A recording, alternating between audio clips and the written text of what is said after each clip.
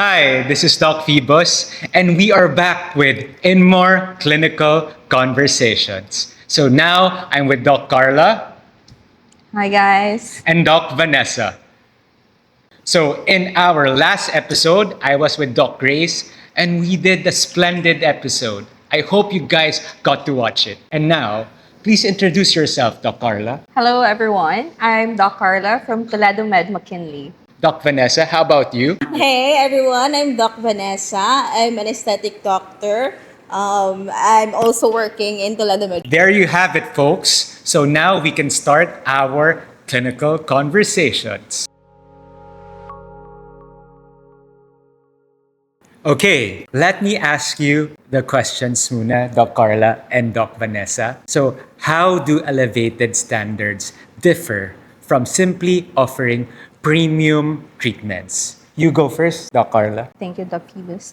Well, for me, elevated standards means it is the baseline level of care every patient should receive regardless of the price point. Yes, exactly. I agree, Doc Carla. Yes. How about you, Doc? Kasi they're completely different. Premium treatments, any spa, any clinic can actually offer it. They can label it as Yes. such. Pero when we say elevated Standards, yes. that's what we achieve. Kaya nga nakikita tayo everywhere sa mga conference, sa mga trainings. That's elevated standards. How we deliver talaga. Yes. Yeah. Learning never stops. Yes. In addition, Yes. treatments kasi could be newer technologies like new machines, Yeah. advanced injectables, or Yes. even combination protocols. Yes. So they're different talaga, very different from the standard level of care that every patient should receive. Kasi Yes. yung aesthetic medicine. It's hard to keep up, pero we try. We really have to be updated all the time. Okay, since we're done with that question, why is quality control critical in aesthetics today? Wait, As doctors, I'd like to give emphasis on patient safety. Kasi tenant natin is dapat we do no harm na. Let's address an issue first. For example, yung tirzepatide in the market. Di ba? May nabebenta in the yellow Yes, app, yes. in the black app. So, Yes. paano natin mas secure yung safety ng patients when hindi na sa standardize or na-regulate? Yes, it has to be doctor guided. How about you, Doc Carla? So maybe you can share about the importance of the training, the regulations, about the products that's used in aesthetics today. yes, quality control again is important because we can be assured Uh-huh. of our patient safety, Yes. which is the most important thing Yes, in our patient practice. safety, I agree. Yes, and I agree. Also, proper training. We should make sure that our provider are properly trained. Uh-huh. And at the same time, we know that the drugs or treatments, not really drugs, the medicines that we're using are properly regulated. Yes. And at the same time, we abide with the protocols. Yes. 100% agree with it. How about you, Doc Vanessa? Alam mo, there's a lot of patients come to us because of complications from other injectors. Probably, I Other don't know if medically related yung injectors. Of course, it's skill related and also the product itself. Yes. So, how would you know that the products are safe kapag hindi siya nare-regulate ng maayos and walang quality control? Sometimes they come to us with threads coming out of their noses. Yes, because- yes. Exactly. Maraming ganun eh. Yeah, I receive a lot in the clinic. Kasi mas mura sa iba, Yes. sa hindi doktor na gumagawa. But at the end of the day, mas mahal yung magpaayos. Yun. Yeah, true. Yes, so you know what to do. Where do you have to go? It has to be doctor-led treatments and Like- procedures in general. We've been talking about safety for our patients. So among the safety margins that we usually check, what is most important for you, Doc Carla? Well, for me, that I am capable of doing the procedure. Because if I'm not capable of doing the procedure, I pass it on with Dr. Vanessa. Yes, that's right. Actually, that's a good Yeah. thing among doctors. Yes, You can it's also- always refer. Yes, this is also part of quality control. You know your limits. Yes. So if you think that procedure might end up having complications later on because you're not yet trained or equipped to do it, then Yes. bakit mo gagawin, di ba? So you give it to someone who is more capable or trained for that. Yes, yes. Same yes. goes with, of course, no aestheticians, na, of course, they have very limited trainings. I love your answer because we are a team. That's it. Yes. We are a Yeah. team. Okay, how about you, Doc Vanessa? I think equally important. Pero when it comes to choosing the right product, siguro, I would like to talk about it. Kasi marami rin kaming cases na sinabi ko about the threads, di ba? Meron ding mga silicone oil injections. You know, sikat yun dati. Mga before. 10 years ago. Tapos ngayon, they come to us with complications, deformities na talaga. Yeah. It's so hard to treat kasi hindi 100% naaayos even with the surgical aspiration of the product. Yeah. There's already disfigurement, tissue disfigurement, so it's really hard. So that's one thing to consider. Kasi libre lang daw yun dati or mga ilang ano.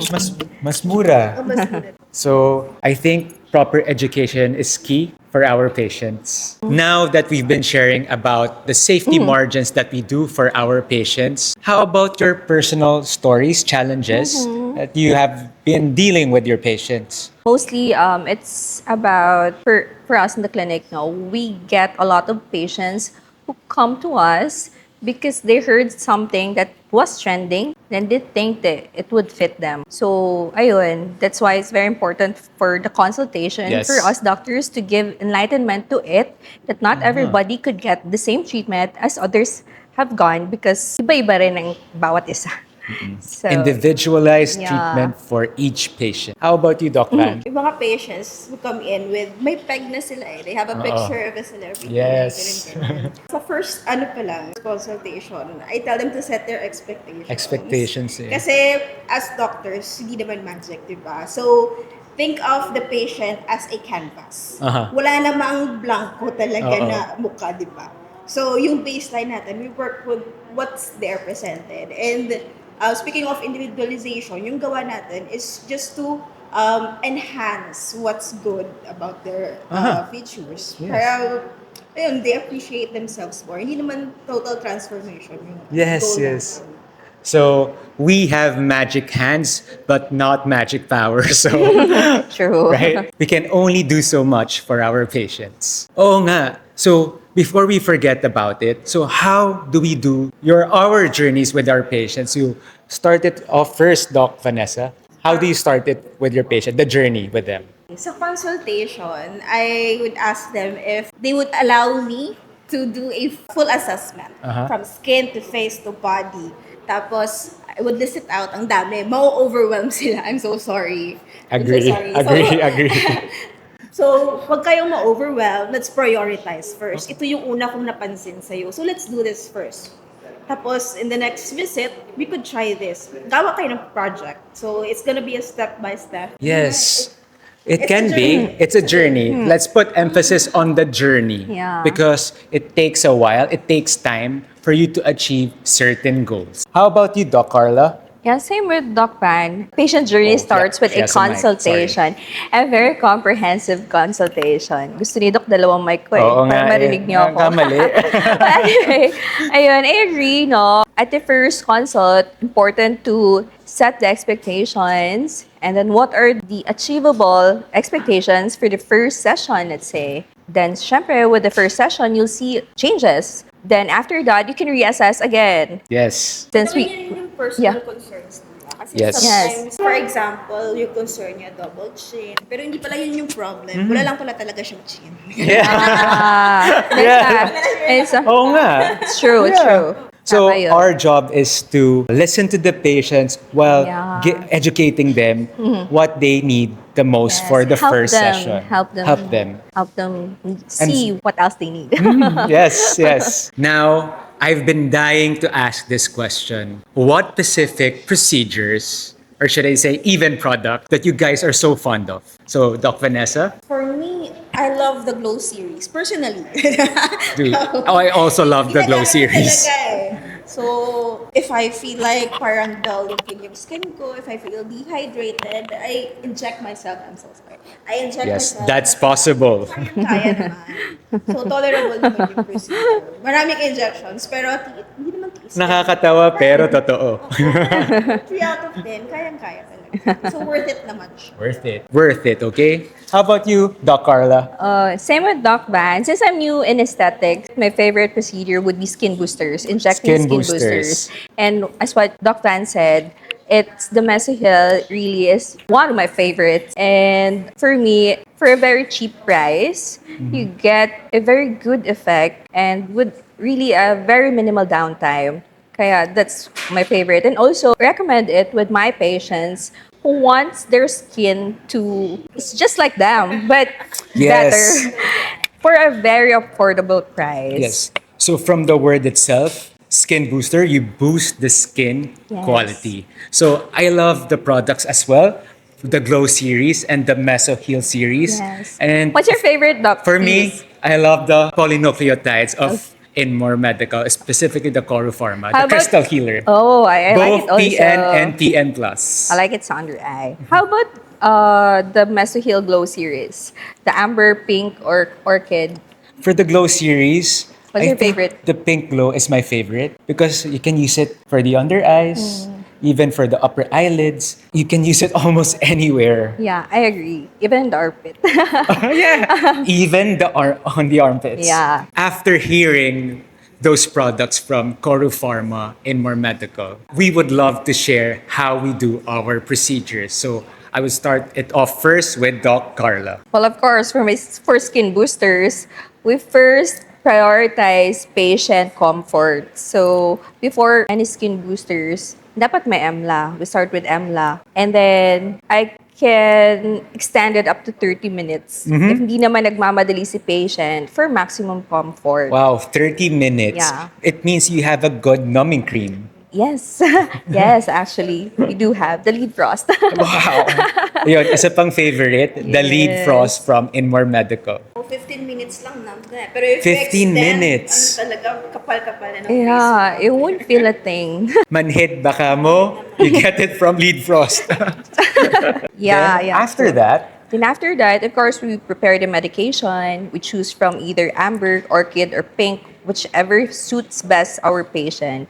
Then we inject it intradermally using a very, very thin needle. It's a actually gauge 34, either 1.5 or 2.5. even 4, right? Yeah, As yeah. long as it's gauge 34? Yeah, as long as it's gauge 34. Okay, that's wonderful. How about you, Doc Vanessa? So, after magbabad ng topical anesthesia, we'll do the micro-injection. So, either you do it with micropapillary injections. Yes. If you want to do whitening or brightening treatment, you can choose pink glow and or amber glow. You can combine the products. Yeah, you can always combine. And if you want biostimulation, you can do the median patch, go deep into the reticular dermis, and do the biostimulation within the patch. So, yung injections will be 1 or 1.5 millimeters apart. So, medyo marami.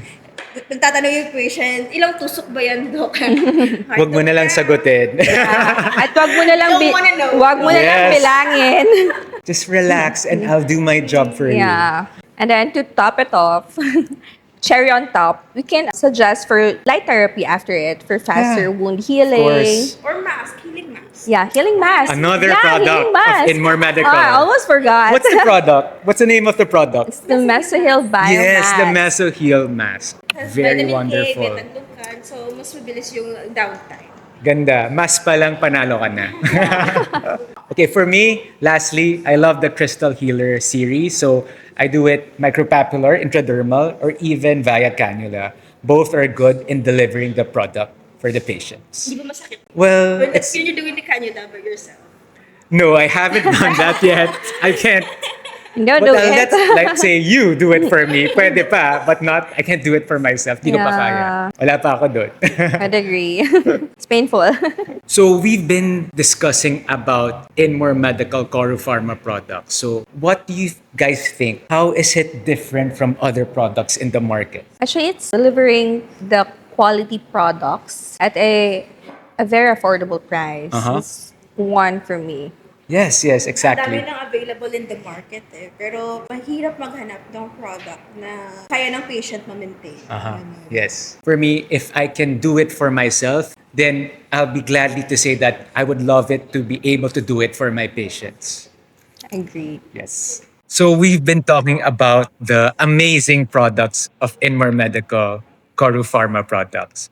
But now, I'm curious, how about InMore Academy? What is your experience when attending InMore Academy? Well, first, it's always nice to connect with other doctors. So that's the first one. I am happy to be part of InMore Academy always because always nice to connect with our fellow doctors from Visayas, Mindanao, and even Manila. Grabe, hindi lang learnings, may halong Yes. chika. Yes, and some of them we meet at We the get to next, connect with yes, people. we meet at the Exactly. next convention. So like parang naging close na kami.